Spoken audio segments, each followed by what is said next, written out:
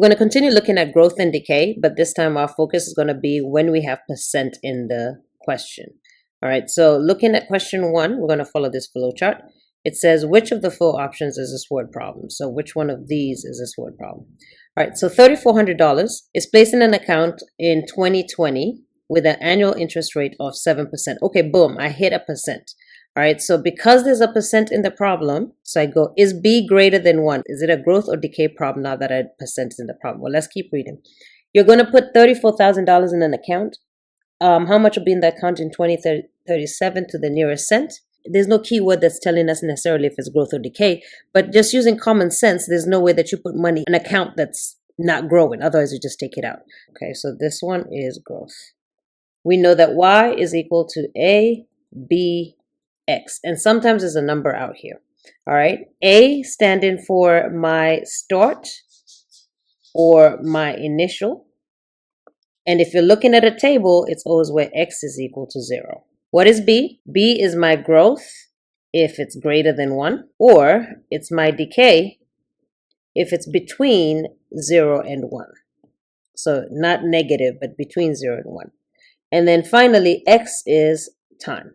All questions go through this formula. The only thing that's going to change is now that we've established that it's a growth question, it says B is 1+% of 100. So the only thing that changes is this. Everything else stays the same. So we're going to write that out. So we're going to say Y equals, all right, so what's my A, my start or my initial? $3,400. Then I have parentheses, then I have my B. Now B has changed because there's percent in the question. It says B is 1+% over 100. And you're going to write it just like that. 1+%, and what's my percent? 7.5 over 100.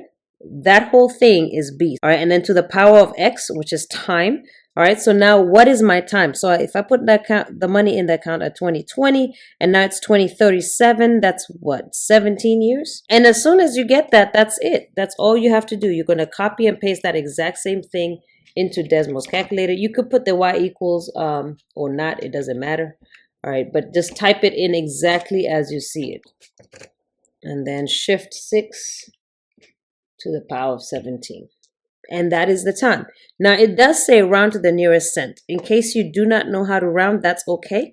I put some notes for you, and these are your notes for how to round. If it has a TH in it, so you see how it says 10th, 100th, 1000th, okay? If it has a TH in it, it's going to be positive. And if it doesn't have a TH to it, so if it has nearest 10, no TH, nearest 100, no TH, nearest 1,000, no TH, is going to be minus, okay? So that's just what you need. All right, so this is the nearest cent, so this is the cent right here. So it says 2 numbers after the decimal. I follow this arrow. It's going to look like this. I'm going to type in round, parentheses, the number, comma, 2. And then it's going to look at 2 numbers. Round. Now I have to tell the calculator what do I want to round. You can click that one time, Control-C, Control-V, or you can copy it down, comma, 2. And there'll be 2 numbers after the decimal. And sometimes they don't put that next number, but that number is 0. So if you look at this 8 is going to make this 9 go up by 1, making this 80. So this is going to be 11,625.80. What does 3,400 represent in this context? This is my initial amount put in bank, I guess. What does 1.075 represent in this context? Now, I don't see it here, but really it is in here. It's just in here. All right, I'm going to take this number right here so I can show you. If I do this, I'm going to copy it and paste it. You'll see that's 1.075. All right, so what does that represent? What does 1.075 represent? It is the rate of what? Is it decay or growth? It is the rate of growth for the account.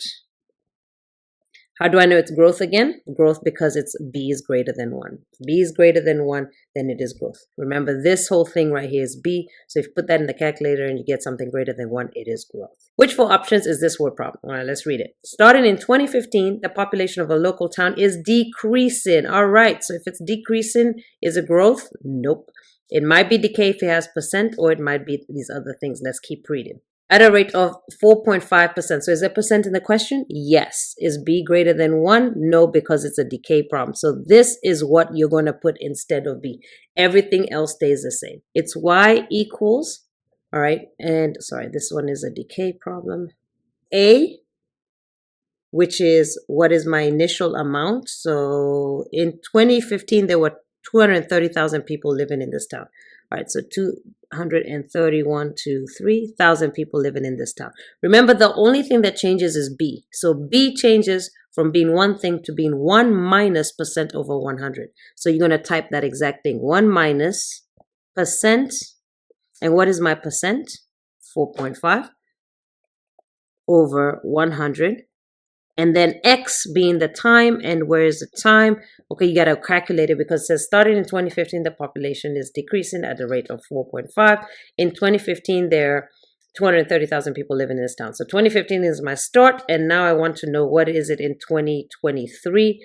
So 2023 minus 2015 is 8 years later. So let me just double check. 5 is going to give me 20, 23, yep, 8 years later. So X is 8. And again, you're going to type that in exactly how it is in the calculator. So my first number is 230,000. And now instead of 1 minus, because it's not growth anymore, 1 plus, it's now 1 minus because it's decay. All right, so this is 4.5. And then divided by 100, and the time is 8. Boom. All right, so this is the answer. All right, I'm just reading this question, and it's not making sense because it's saying the value of the land, but this is about the population. So what is the approximate population? Because that is a typo, population in the year 2033. All right, so now that's going to tell us how to round, because can I have 0.1 of a person? Absolutely not. Okay, so when you want it to round, you're going to say, hey, I want you to round. And what do you want it to round? This. Click it, Control C, Control V. And then I don't want any decimals because I can't have anyone. All right, I can't have a 0.1 person. So rounding is going to be 159,131 people. And as a matter of fact, be careful when you round, because even though I don't want a decimal, I also don't want it to round up, because it's not true that it has that many people, to just keep the number as it is. All right, so if the pattern continues, how many years will there be 66,346 people left? We're going to type in the equation, which we've already done over here, but the only thing is I don't know the years, so we're going to replace that back with X because we don't know. Then I'm going to hit table, so to click table, I'm going to click year, then table. And now I know when after year 2, this many people are there, and I'm looking for 66,000. So I'm just pressing enter until I see 66,000. All right, boom, 66,346 right here. All right, so 27 years answer, or actually, let's just write it. What did we do? We type in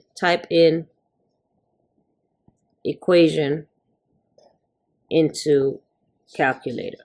And just in case you forget which equation we typed in, I'm going to write it out. 230,000, 1 minus 4.5 over 100, and X was the change.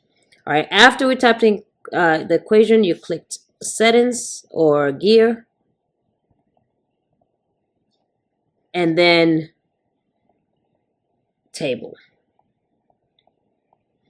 All right, then after that, what did we do? We pressed enter.